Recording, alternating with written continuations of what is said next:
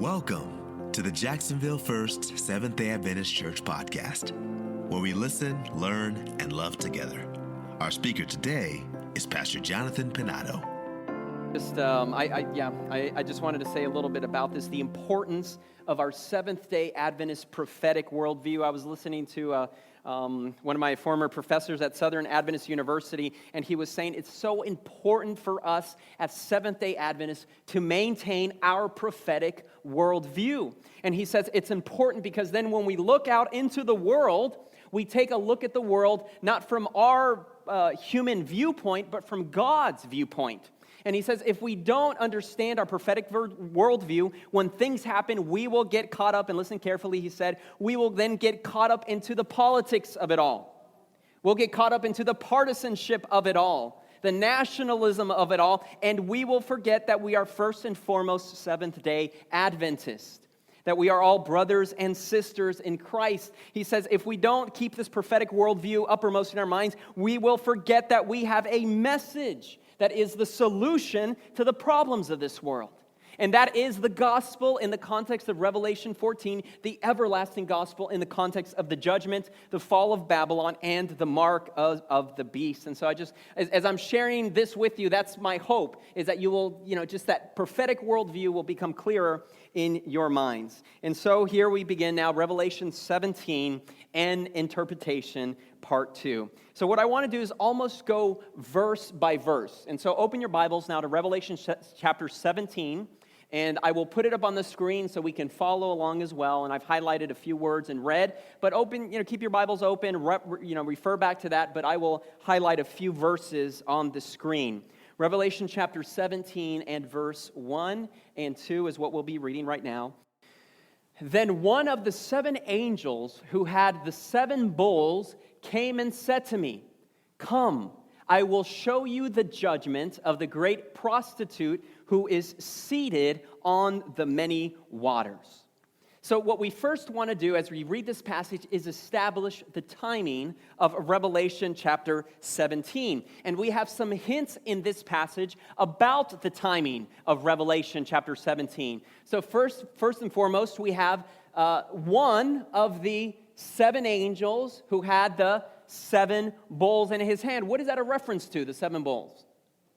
Yes, that's right. It's a reference to the 7 last plagues. And so as this angel is approaching John, the first hint is that he's approaching him either during the 7 last plagues or right after the 7 last plagues. In fact, contextually, Revelation 17 comes right after the 7th plague has been poured out. And so the first hint that Revelation 17 takes place still in the future is just this timing here of the angel who's coming with the 7 bowls. And not only is it the timing of the angel coming with 7 bowls, but it's also, he says, I will show you, what is he going to show him? The judgment, right? The judgment that's going to take place on the great prostitute. So again, the timing of this passage is still in the future. Now, I want to kind of break it down like this here. I want to do this division of time so you can kind of get an idea of of time, of how it kind of works, all right? So the first time, if we're considering this is biblical time or the time on earth, right? We first have OT, and OT does not stand for overtime. OT stands for Old Testament. Very good, all right? Stands for the Old Testament period that has existed, all right? And then we have IT, all right, which does not mean information technology. It means intertestamental period. There's about 400 years that were after the Old Testament canon closed. There's about 400 years there where there wasn't a prophet, where there was nothing written. That is during the time when perhaps, have you heard of the Maccabees? Have you heard of the Maccabees? Okay, that's when this is happening. Antiochus Epiphanes is coming into Jerusalem. He slaughtered a pig. He defiled the sanctuary because he slaughtered a pig on the altar. And the Maccabees rose up in revolt against this. Hanukkah that's when that was established. The Festival of Lights was established during this time. Jesus celebrated the Festival of Lights. It's mentioned there. I think it's in John 7. Okay, so IT is that intertestamental time, about 400 years, and then we have NT, which is New Testament times, which is about that 100-year period when Jesus was born until the Apostle John died in 95 AD, somewhere around there in the 90s, about a 100-year period, all right? And then after this New Testament time, we have what I call the Christian era. And that's from the death of the apostles all the way until, do you see that little year there? 1798, and that's going to be important there because 1798 ushers in a new era according to the Bible, and that is the time of the end. Okay. Now, Daniel chapter 12 tells us that it will be. It asks, "How long will the vision last?" And Daniel says it will be in Daniel 12, it says it will be for a time, times, and half a time, and then it will be, he says, the time of the end. And that 1798 is when that time, times, and half a time, that's when that time period, that prophetic time period, came to an end in 1798. Remember, that's when Napoleon comes on the scene, and that's the ushering us into the time of the end. And so right now, we are living indeed in the time of the end. And that time of the end will end. Can you guess when? Yes, at the second coming of Jesus, which ushers us into another time period, which will be, yes, you knew it, the millennium, the 1,000 years, right? And after the millennium comes another time period. And that NE does not stand for Nebraska, it doesn't stand for New England, doesn't stand for Northeast. It stands for the new earth. And that new time period will be ushered in by NJ, no, not New Jersey, but the new Jerusalem descending out of heaven will usher us into that new time period. And so when I want to establish the timing of Revelation 17, what I'm saying here is that Revelation 17 is going to take place during the time of the end. And this is very important, especially because the angel starts telling John there's a beast who was, or who was not, who is, who was not, who will be, all right? And so if we want to identify what that beast is, we have to understand that it's taking place during the time of the end.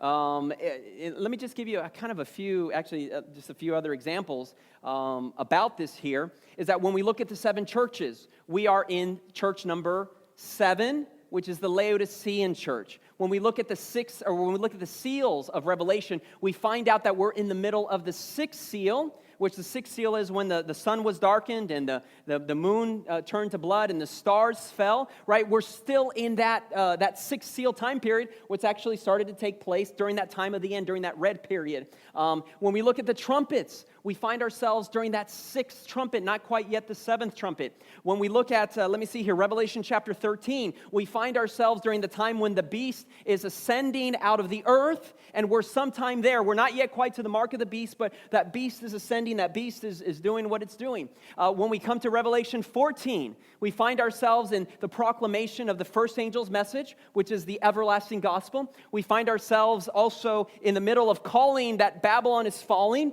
but we're not quite yet to necessarily the mark of the beast and the implementation of the mark of the beast, but we're right there in Revelation 14. And then something happens in Revelation 15. Does anybody know what happens?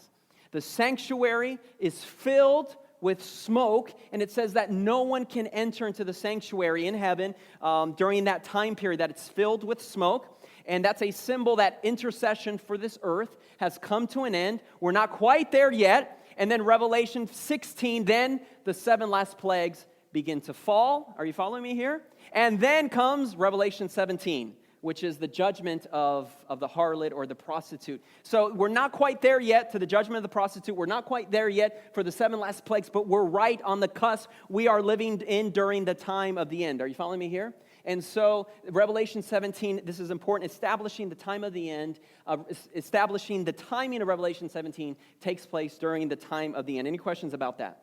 All right. Now, this is important because there's some Adventist scholars who believe that Revelation 17 is, the timing of Revelation 17 is in the time of the end, mainly, let me see here, Mervyn Maxwell, who wrote this book here, God Cares. But there's other Seventh-day Adventist scholars who view the timing of Revelation 17 or the counting of Revelation 17 as in the New Testament era, in John's day. All right, so I just want to make you aware of that. All right, there's kind of two views in the Adventist circle. Some believe you should start counting during the New Testament era, during John's day, and there's good evidence for that. But then there's other Adventist scholars who think that we should view Revelation 17 in the time of the end. Are you following me here there? All right, and that's why I titled the sermon Revelation 17, N Interpretation, right? Because Seventh-day Adventist Church doesn't have an official view, but there are ideas out there that has good, solid biblical evidence for it. Okay, let's move on now. Let's keep reading here, verse 1 and 2. Then one of the 7 angels who had the 7 bowls came and said to me, Come, I will show you the judgment of the great prostitute who is seated on the many waters, with whom the kings of the earth have committed sexual immorality, and the inhabitants of the earth have become drunk with the wine of her sexual immorality. And so here we see a very graphic image, very graphic words that the Apostle John is using here to describe this entity. He calls her a prostitute, but not just a regular prostitute. He calls her a great prostitute, and he actually uses the word there in the Greek, mega.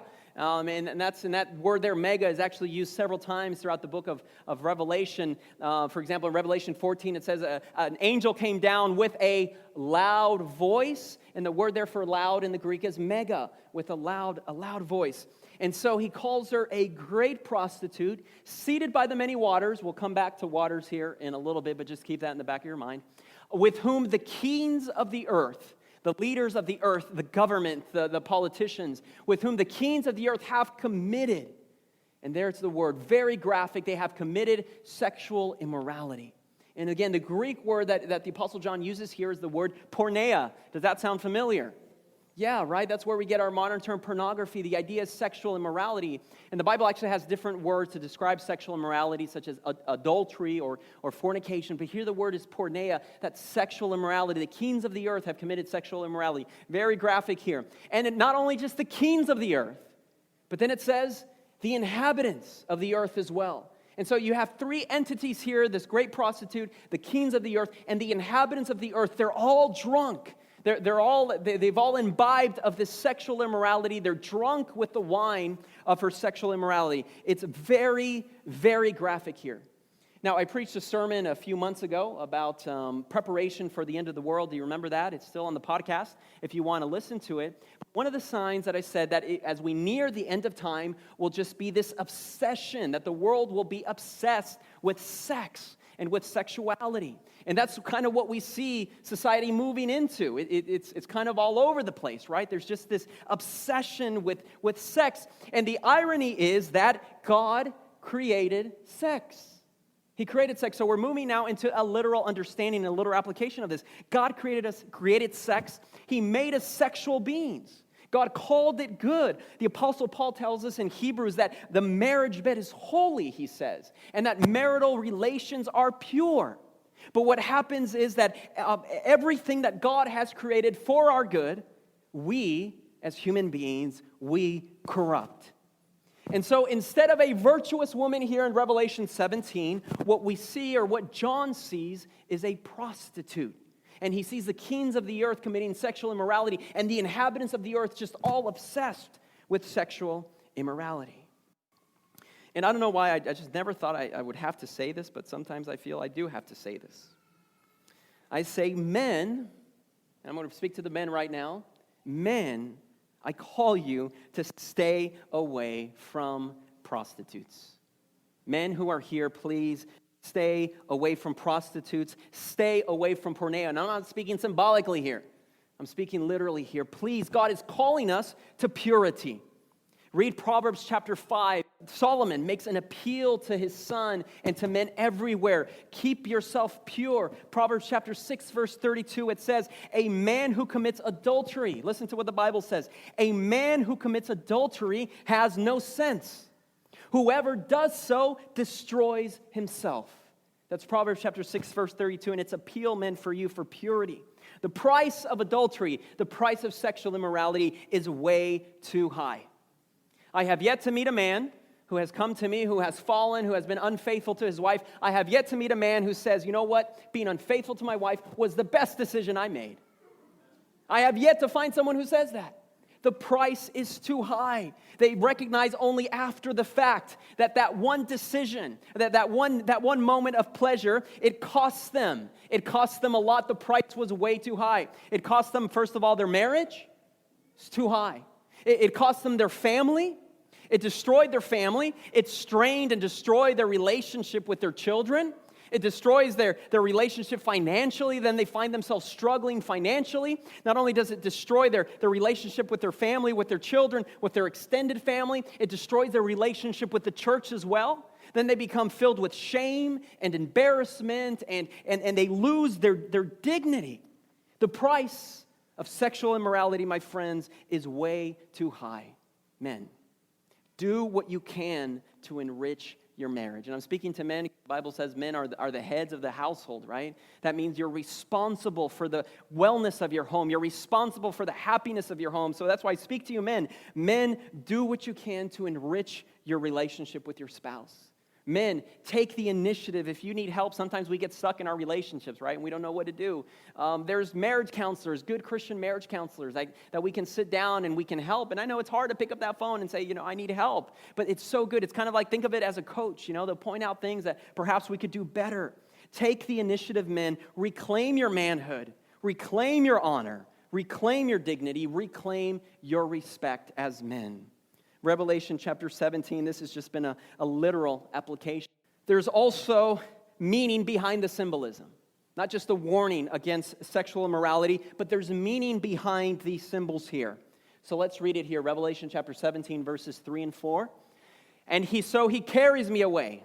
The angel, this is verse 3 here. So he carries me away in the spirit into the wilderness. And I saw a woman sitting on a scarlet beast that was full of blasphemous names. And this beast had 7 heads and 10 horns. And the woman was arrayed in purple and scarlet and adorned with gold and jewels and pearls, holding in her hand a golden cup full of abominations and full of the filth of her sexual immorality. And on her forehead was written a name of mystery. And it says, Babylon the Great. Now, I don't want to necessarily go into this title here, but those are the same exact words that Nebuchadnezzar says in Daniel chapter 4 when he's looking over Babylon and he's saying, is not this the great Babylon? In fact, in the Septuagint, it's the same words that are being used, Babel or Babylon, mega, Babylon the Great, the mother of prostitutes and of earth's abominations. And I saw the woman drunk with the blood of the saints, the blood of the martyrs, and when I saw her, I marveled greatly. Now, we're not going to focus on that word there, marveled, this week, but we're going to focus on it when we continue in part 3. John marvels, and there's some depth there in that word. Next slide, please. But what we see here are a few elements, and I've written them down for you to take notes. John, number 1, is carried in the Spirit to where? Wilderness. Now, I'm going to ask you, have we seen the wilderness before in the book of Revelation? Have we seen the wilderness before? In Revelation. Yeah, where have we seen it? That's right. Wait a minute. No. Revelation chapter. Oh, no, I'm not going to tell you. Where we see okay, well, let's move on. Have we seen a woman before in the book of Revelation? Yes, where? Give me a chapter. Give me a chapter. We've seen a woman. All right. Have we seen a mother before? Well, that's actually what John says, that this woman is a mother. All right, and he calls her the mother, or the angel says the mother of prostitutes. But have we seen a woman who is a mother in another place in Revelation? Oh, yes, okay, all right. How about waters? This woman sits next to many waters. Have we seen waters before in the book of Revelation? How about a scarlet beast? Have we seen a scarlet beast before? We have seen all these things before in Revelation chapter 12. Where there is this virtuous woman. And John says and that virtuous woman flees into the wilderness. It's a woman, and it's a mother. That woman gives birth to a man-child. But not only does it give birth to a man-child, if you catch it in Revelation chapter 12, verse 17, it says, and the dragon was wroth with the woman. And then it said, and it went to make war with the remnant of her seed, or with her offspring. In other words, she hasn't just given birth to the remnant. There's other offspring there as well. But the dragon doesn't go after that other offspring. That dragon only goes after the remnant, which is something to keep in mind here. And then it mentions also waters. Revelation chapter 12, where it says when the dragon went after the woman and opened his mouth, and rivers of water came out of his mouth. But then the earth opens and swallows that water. It's interesting because that same earth in Revelation 13, a beast comes out of that same earth. But in Revelation 12, the earth opens up, swallows the water, and it helps the woman. But then in Revelation 12, that beast or that dragon is introduced as a red dragon. Now, it's a different word there. It's not the same word that is used in Revelation 17 for scarlet. There's probably an evolution. There's probably a change. There's probably a transformation. But it's a similar word, red or scarlet beast. And so we've seen these elements before, and that's why I said Revelation 12 or Revelation 17 in interpretation, because the latest in Adventist scholarship says, are you guys ready for this? And this may shock you. I've actually said this before several years ago. Maybe you didn't catch it. The latest in Adventist scholarship says that Revelation 12 and Revelation 17 are not two different women. And I know that's what we've all heard in evangelistic series, and I'm not necessarily saying that that's wrong, but the evidence can also suggest that they're not two separate women, but that they are one and the same woman. And that the reason why the Apostle John is astonished or marveled after he sees this is because he sees the corruption of this pure woman who began pure, but by the time of the end, she has been corrupted.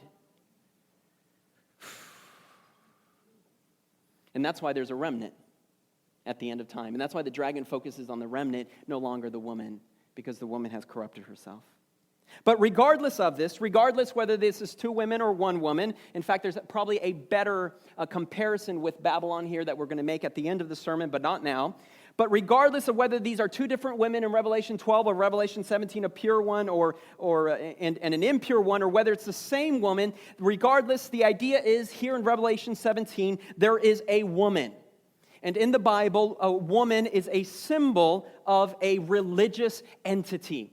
In the Old Testament, God likened Israel, his people, to a woman or to his spouse. In the New Testament, God likens the church also to a woman and to a spouse. So regardless of how we view this woman in Revelation 17, we realize that it is a woman, and that symbol of being a woman represents a religious entity. Are you following me there? All right, so let's kind of put the pieces together. The timing of Revelation 17, during the time of the end, in the time of the end, Revelation 17 is seeing a woman which represents a religious entity, as we're trying to identify who this woman is or get a clear understanding of Revelation 17. During the time of the end, a religious entity. Can we nail it down a little bit better? Well, let's keep reading here. Revelation 17, verse 4, let's look at how this woman is arrayed or dressed.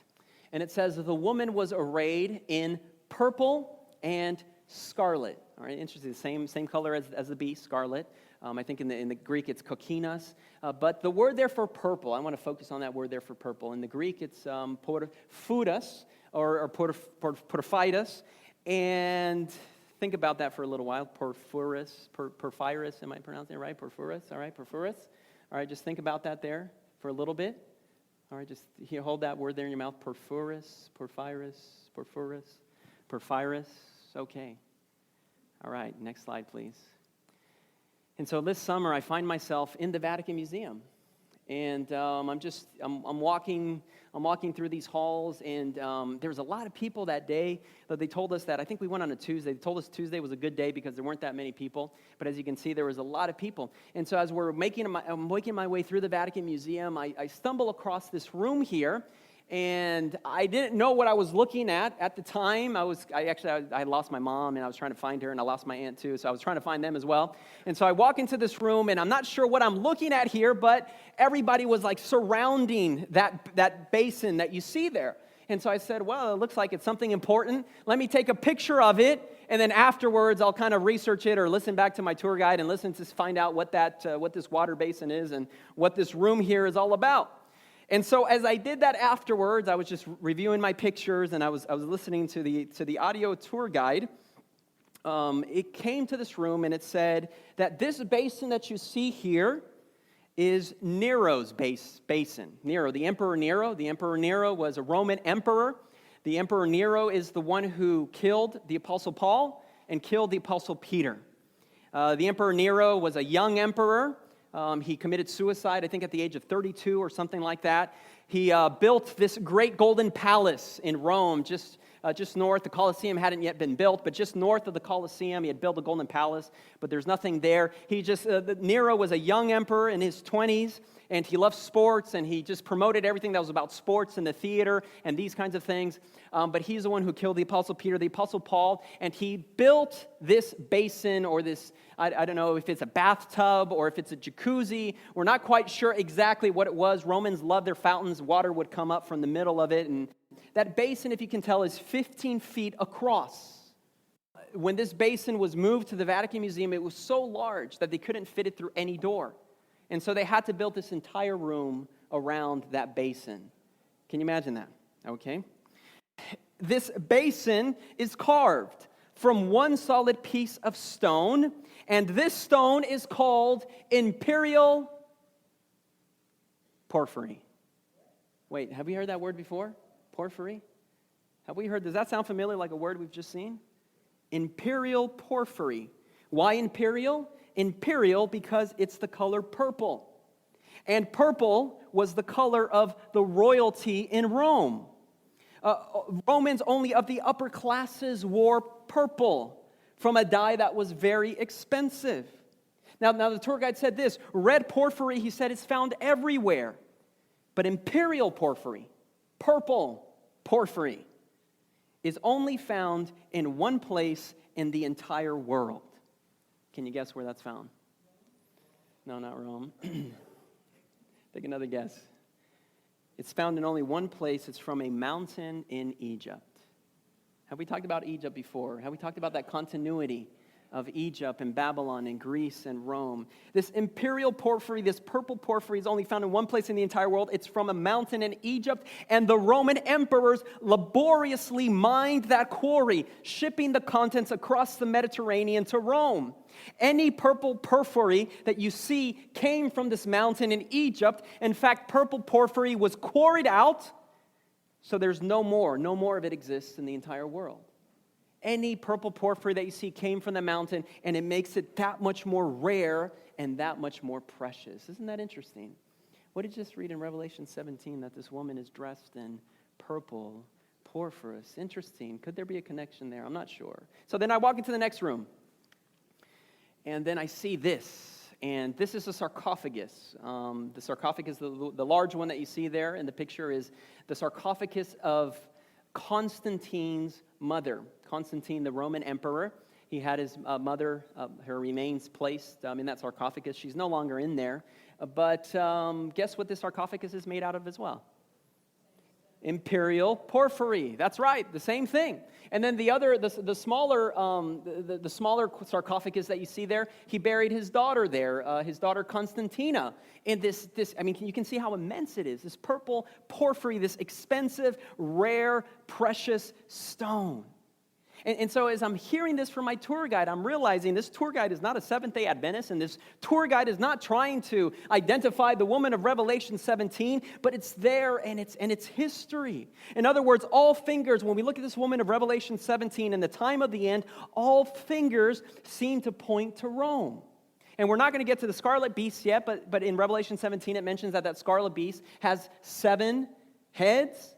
And then it says that these 7 heads are 7 hills or 7 mountains upon which the kings of the earth are. And I remember a couple of years before there, I go to the Roman Forum, and the tour guide tells us Rome was known as the city of 7 hills. Could there be a connection there?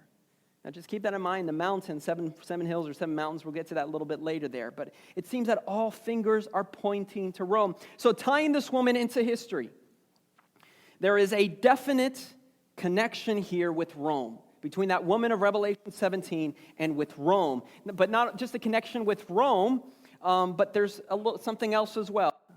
The woman was arrayed in purple and scarlet and adorned, it says here, with gold and jewels and pearls.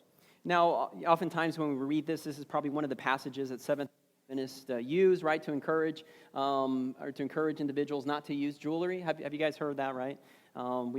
We discourage the use of jewelry, right? But we use one of these passages sometimes, but this passage isn't necessarily focusing on luxury, though we probably could make an application there. But this passage isn't necessarily focusing on luxury and excess, but really this jewelry, the gold and the jewels and the pearls, is really a reference to an Old Testament passage. It's a reference to the language that was used in the Old Testament to describe the high priest of the Old Testament sanctuary. And you can read this in Exodus chapter 39, and it uses the same exact words, the gold and the jewels. In fact, the high priest had a breastplate of 12 jewels representing the 12 tribes of Israel, and he had gold, and he actually even used the same colors, the gold and the purple, the high priest did in the Old Testament. And so as we see this woman, not only is there a connection with Rome in the end of time, not only is it focusing that this woman is religious, but this jewelry and this adornment is focusing to a religious function as well, a priestly function as well. Are you guys following there? Are any dots kind of connecting and going off there? And so we see a woman, a religious system, and I'm repeating myself, maybe this horse is dead already, but a woman, a religious system coming out of Rome, using the purple, the red, and the 7 hills pointing to Rome, the gold and the jewelry pointing to priestly functions, as are the colors as well. Also, it calls her a prostitute. And in the Old Testament, that concept of a prostitute is this amalgamation between biblical truth and pagan concepts. This woman is also riding a beast. In Bible prophecy, a beast represents a nation, a power, government, political power. And so we see this religious entity riding a political power, a government, an unholy union with government. Not only that, but it doesn't even use any symbols. It says then that this entity has killed the saints of God's people and the martyrs. Could there be any doubt about who John and the angel is talking about in the end of time? Could there be any doubt? You know, and I don't want to necessarily sound too harsh here, but it's like, was it a coincidence that they just picked purple and scarlet to use, the cardinals and the priests? Is it a coincidence that they're called priests and they behave in that function of intercession? And they encourage intercession between the saints as well, and that's why you pray to the saints, because there's this intercessionary function there with the saints. Is it any color that they use gold and they use silver and they use all these altars? Is it just a coincidence, or is there something more here? Now, it sounds harsh, identifying this woman as the Roman Catholic Church, but the Roman Catholic Church indeed is steeped in paganism and tradition.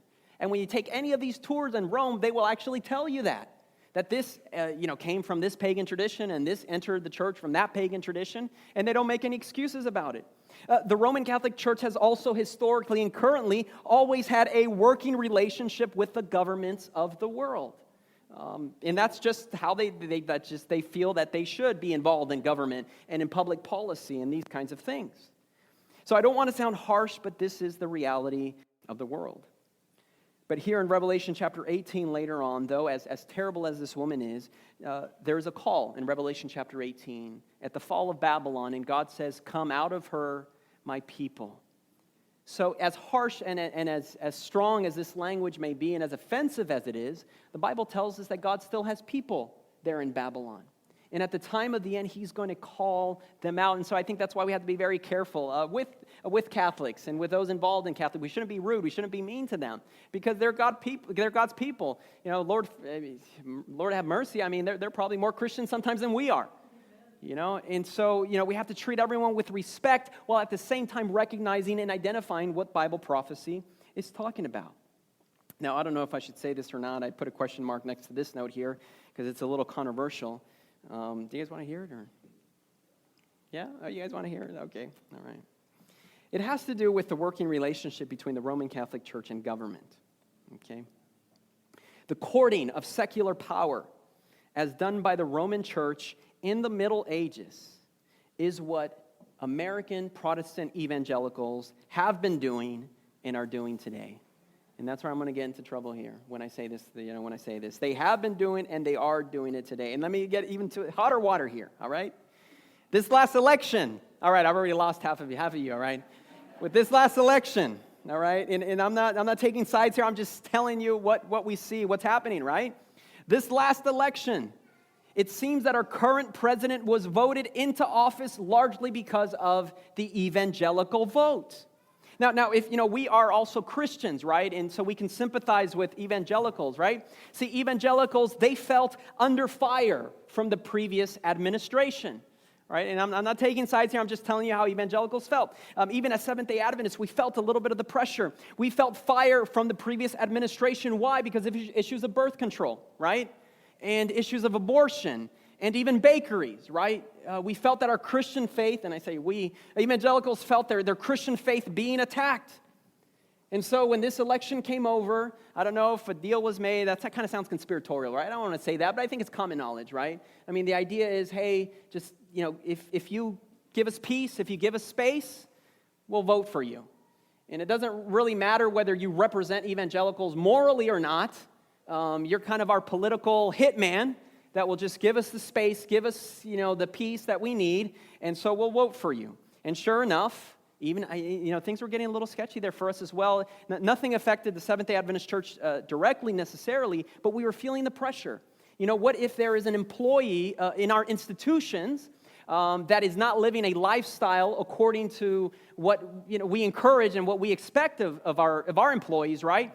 And so what if an employee in a Seventh-day institution, I'm talking about the previous administration, what if they come out and then we have to let them go because they don't represent our values? And then that employee then sues us and says it's discrimination because of my lifestyle. The water was getting hot, a little hot there. But now we can breathe a sigh of relief, right? Because we really don't have to deal with those issues anymore. So it's like we're kind of caught in between a rock and a hard place, right? But that's what's happening now. What the Roman Catholic Church was in the Middle Ages, this courting of political powers, the blurring of the line of separation between church and state is what is happening today, is what evangelicals are doing today. And Ellen White in the book, The Great Controversy, she goes so far to say this. She says that the principles of the Constitution of this country will be set aside, will be ignored. Do we see things like that happening today? The Constitution is in discussion. We talk about the Constitution all the time and the amendments and should we change it or what should we do? We'll see where that goes.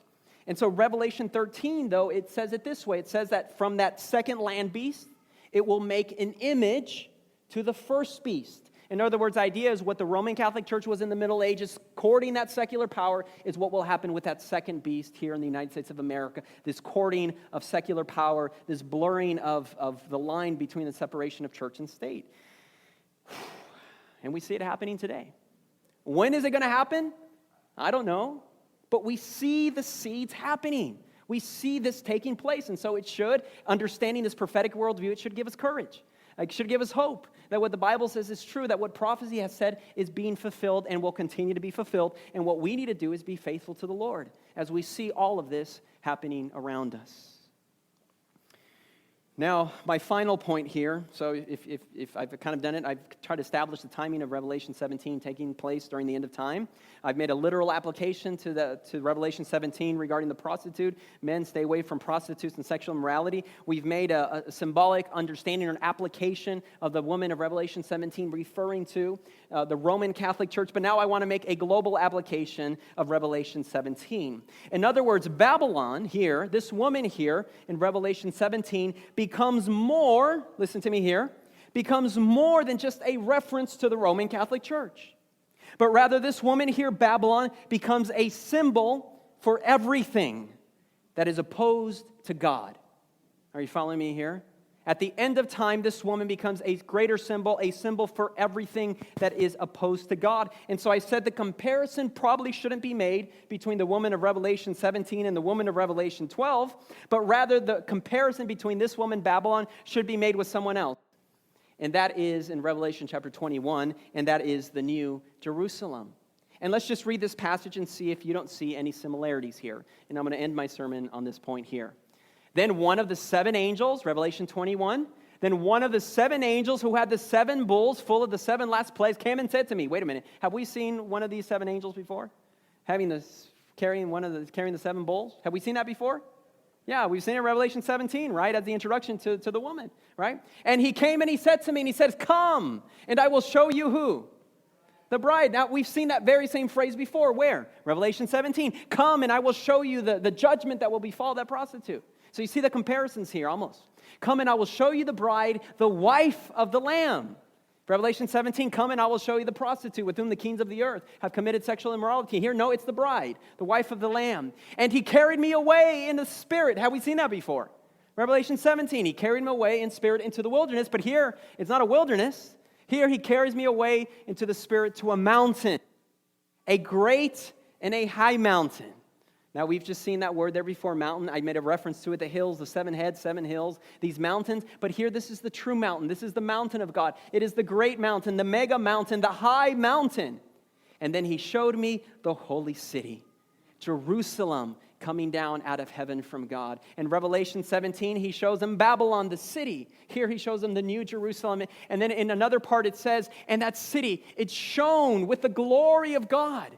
And its brilliance was like that of a very precious jewel, like jasper, clear as crystal. Different to the way that the woman in Babylon is adorned and dressed. Very precious jewel. And here it continues. And I saw the holy city, the new Jerusalem, coming down out of heaven from God, prepared as a bride beautifully dressed for her husband. Not as a prostitute committing sexual immorality with the inhabitants of the earth and the kings. No, this is the new Jerusalem, beautiful, dressed as a bride for her husband. And I heard a voice saying, look, God's dwelling place, this is very important, God's dwelling place is now with men, and he will dwell with them. Because in Revelation 18 it says, Babylon is fallen and has become the dwelling place of evil spirits and unclean birds and everything that is impure and unclean. But here, the New Jerusalem is the dwelling place of God.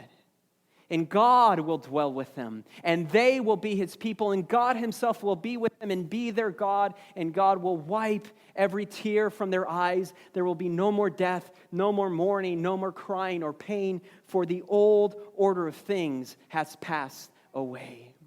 And that's a beautiful thing. Babylon represents that old order of thing. Babylon represents all the death. Babylon represents all the tears. Babylon represents all the injustice, and we're going to get into that in our third sermon. But Babylon represents everything that is wrong with this world, all the violence and all the injustice that takes place in this world. But God says, no, the New Jerusalem will come, and that old order of things will pass away. In fact, another connection here is that city has 12 stones or 12 foundations, right? Different stones and different jewels, just alluding again to this comparison between Babylon, not just historically an identification of the Roman Catholic Church at the end of time, but Babylon being everything in this world that is wrong, everything that is opposed to God, in comparison to the New Jerusalem and everything that will make all things right. This podcast is brought to you by the Jacksonville First Seventh-day Adventist Church. Connect with us on www.jaxsda.org or on Facebook and YouTube. We look forward to sharing more inspiring messages with you.